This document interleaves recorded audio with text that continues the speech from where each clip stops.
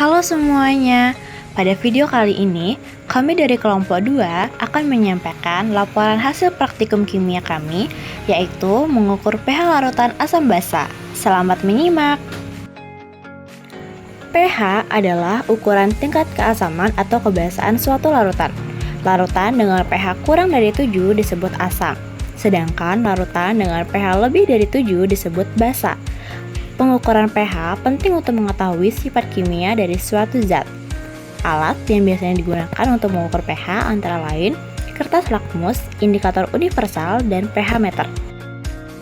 Tujuan dari praktikum ini adalah untuk mengetahui sifat asam atau basa pada berbagai larutan alami dan buatan dengan menggunakan indikator alami dan kertas lakmus.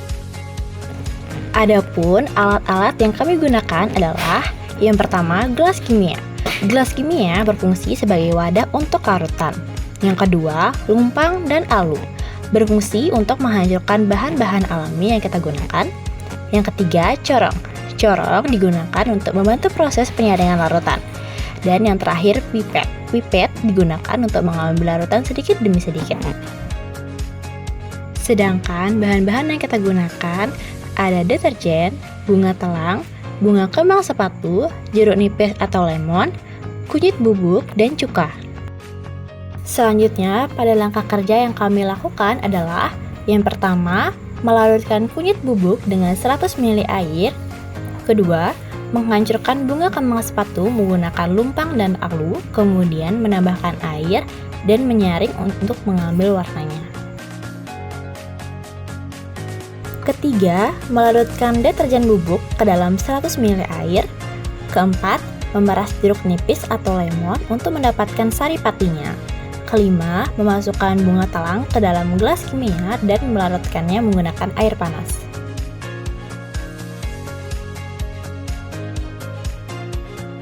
Setelah menyiapkan semua larutan, kami melakukan pengujian menggunakan kertas lakmus merah dan biru. Berikut hasilnya. Pada larutan jeruk nipis, larutan ini bersifat asam karena kertas lakmus biru berubah menjadi merah, sedangkan lakmus merah tidak berubah. Selanjutnya, pada larutan bunga kembang sepatu, larutan ini bersifat basa karena kertas lakmus merah berubah menjadi biru, sedangkan lakmus biru tidak berubah. Pada larutan kunyit, larutan ini bersifat asam karena kertas lakmus biru berubah menjadi merah, sedangkan lakmus merah tidak berubah. Selanjutnya, pada larutan sabun ini bersifat basa karena kertas lakmus merah berubah menjadi biru, sedangkan lakmus biru tidak berubah.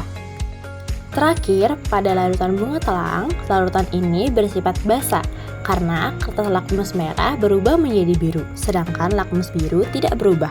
Selanjutnya, kami mengukur pH larutan dengan bantuan indikator bunga telang. Hasilnya, pada percobaan pertama, lemon ditambahkan dengan larutan bunga telang menunjukkan warna merah, menandakan pH asam.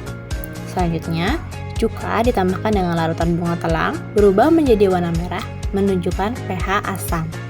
Dan terakhir, larutan deterjen ditambahkan dengan larutan bunga telang berubah menjadi warna biru, menandakan pH basa.